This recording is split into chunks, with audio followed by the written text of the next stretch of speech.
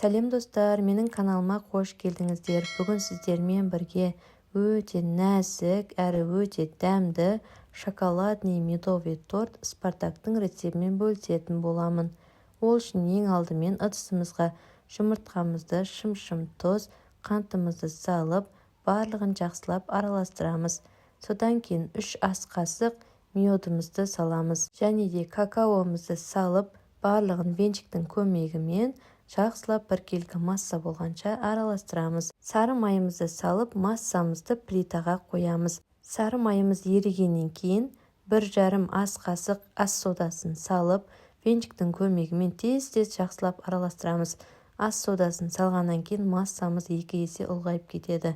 Сондықтан тез-тез араластырып тұруымыз керек. Массамызды оттан алып, ұнымызды аз-аздан сала отырып, қамырымызды илейміз. Қолға жабысқақ қоймалжың қамыр пайда болады. Жұмыс жасауға ыңғайлы болу үшін қамырымызды пищевой пленкаға орап немесе пакетке салып, холодильникке 1 сағатқа салып аламыз. Заварной крем дайындаймыз. Ол үшін қантымыздың үстінен кукурузный крахмал, жұмыртқа және де сметананы саламыз.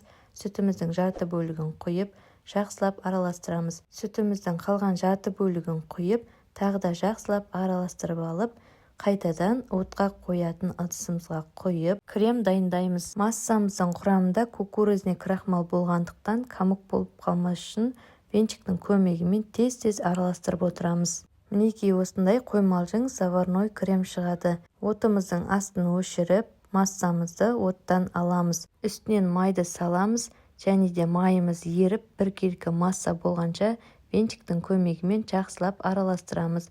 Содан кейін басқа ыдысқа қойып, бетін пищевой пленкамен жауып, холодильникке суытуға жібереміз. Холодильниктен шыққан қамырымызды 130 граммнан 8 бөлікке бөліп аламыз. Обрезкаларында біріктіріп қайта жайып шыққан кезде менде барлығы 12 штук борщ шықты. Қамырдың әр бөлігін жұқа етіп жайып шығамыз. Және де диаметрі 20 сантиметрлі дөңгелек формамен қамырымызды кесіп аламыз. Пісу барысында корждарымыз көтеріліп кетпес үшін вилкамен тесіп шығамыз. Алдын ала қыздырылған 180 градус қызған пешімізде 5-7 минуттан пісіреміз. Кремін дайындаймыз. Холодильниктен шыққан салқын сливкиді қою болғанша миксерлеп аламыз. Содан кейін дайындап қойған заварной кремімізді миксерлеп аламыз. Екі кремді біріктіріп, біркелкі масса болғанша лопатканың көмегімен араластырып аламыз. Крем дайын, енді тортымызды жинауға кірісеміз. Мен өзіме ыңғайлы болғандықтан бірден тарелкаға жинап алдым.